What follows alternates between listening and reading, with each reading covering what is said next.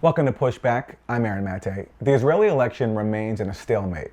Israeli Prime Minister Benjamin Netanyahu and rival Benny Gantz are now holding talks on forming a unity government after neither secured enough votes to form a majority. Gantz received a boost when Arab-majority political parties, known as the Joint List, endorsed him to head a new government. It was the first time the Joint List had backed an Israeli leader in nearly 3 decades. But 3 members of the Joint List refused to sign on, arguing there is no difference between the two. That leaves Netanyahu with a 1-seat advantage over Gantz, and the composition of the next government very much in flux. Buttu is a Palestinian attorney and former legal advisor to the Palestinian Authority. Welcome, Buttu, to Pushback. Before we get into the negotiations right now, I'm wondering if you could share with us your assessment of how we should look at this election overall, and whether you see a difference at all between Netanyahu and Gantz. No, absolutely not. Certainly on the issues that are important to Palestinians, which is that of the occupation and that of the lack of equality, Gantz and Netanyahu are virtually identical. In fact, Gantz, although he's been touted as being an alternative, when Prime Minister Netanyahu announced that he was going to annex parts of the West Bank, Gantz, rather than condemning him, ended up applauding him and saying that it's about time that the prime minister sees the wisdom of a plan that he being Gantz, had already put forward. Gantz had also been somebody who bragged. He started off his first campaign with talking about how he bombed parts of Gaza back to the Stone Age, and sent tweet after tweet, video after video, showing just how much he had decimated the Gaza Strip.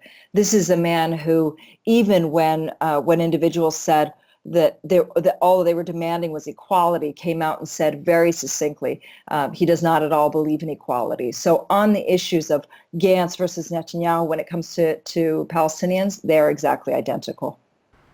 Can you talk about the position that the Joint List was in, this coalition of Arab parties, for the first time in nearly 3 decades, coming out to endorse an Israeli leader, in this case Gantz, as a show of opposition to Netanyahu? Then you had 3 members of that coalition declining to go along with that, saying that there is no difference between the two. But can you talk about the position that they were in and why they took this pretty much nearly unprecedented step to endorse Gantz? Well, it's not so much an endorsement. I think we have to put it in its proper context. I'm somebody who's opposed, but at the same time, this isn't a wholesale endorsement. What it is when, after every Israeli election, when there isn't one party that has secured 61 of 120 seats, which has always been the case, the president is then required to ask all of the various coalitions and parties who it is that they want to see to be prime minister of the candidates who came out on top. And in this case, it was close enough that it was beginning to look as though Netanyahu may have been able to form a coalition, but we're still waiting on that. What happened was these 4 political parties, now many of them didn't exist back in 1992, the era that you're talking about, I really had to think through whether they want to say that they are that they're going to support Netanyahu, which is obviously a no, whether they would like to instead see Gantz as prime minister, or whether they're going to choose nobody. If they were to say that they would choose nobody, then the response would have been by President Rivlin to put Benjamin Netanyahu in charge as prime minister and to try to form a government.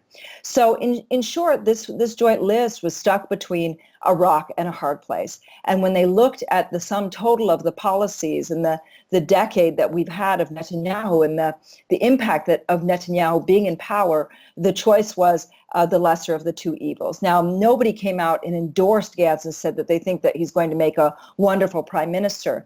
The question was, if you were stuck between this rock and a hard place, which are the lesser of the 2 evils? And the lesser of the 2 evils that that 10 of them chose, was Gantz. Why not Netanyahu? Netanyahu's been the person who has overseen some of the worst racism. He's normalized racism in the country. He spent an entire campaign attacking Palestinians. He tried to pass a law where Palestinian voters would be monitored by having cameras in the polling stations. And he's passed law after law that directly discriminates against Palestinians, including a law that has called for the demolition of 50,000 Palestinian homes, as well as the Jewish nation state law, which enshrines the supremacy of Israel's Jewish citizens over its non-Jewish citizens. So in sum total, this was a list that was stuck between a rock and a hard place. Do I agree with the decision? Absolutely not. But I do understand why they took it. Thanks for correcting me there. It certainly was not an endorsement, just a electoral move, as you lay out. So you live in Israel as an Arab citizen. What is it like for you, and do you see any hope that a genuine movement for peace, for ending the Israeli occupation, can emerge from the Israeli left?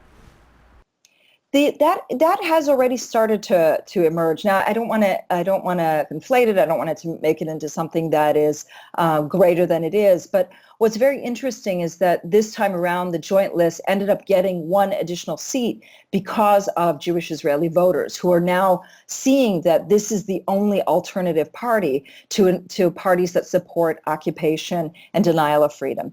Even Meretz, the party that a lot of Israeli left-wingers would vote for, was a party that didn't come out and make a statement when it came to the occupation or ending the occupation or on equality.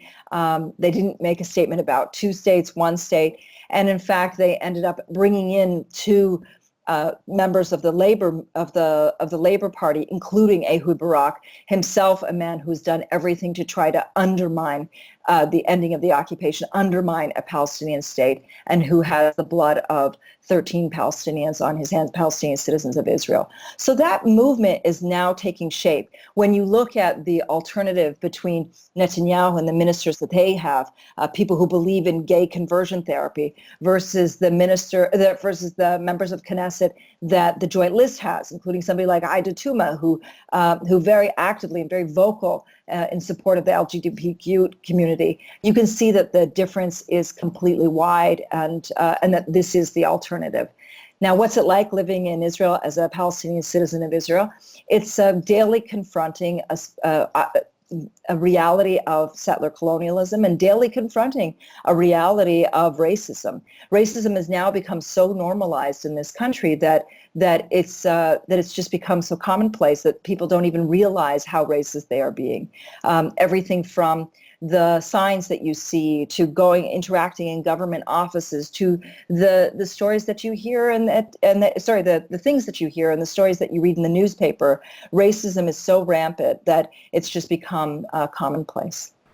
And meanwhile, as we're talking about this Israeli election, we always have to remember that there are, 5 million Palestinians in the West Bank and Gaza who can't even vote?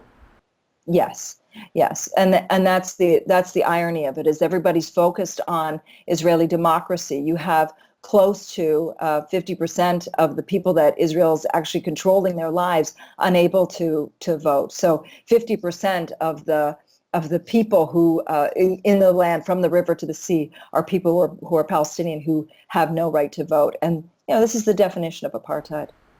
Dana Buttu, Palestinian attorney, former legal advisor to the Palestinian Authority. Thanks very much. My pleasure.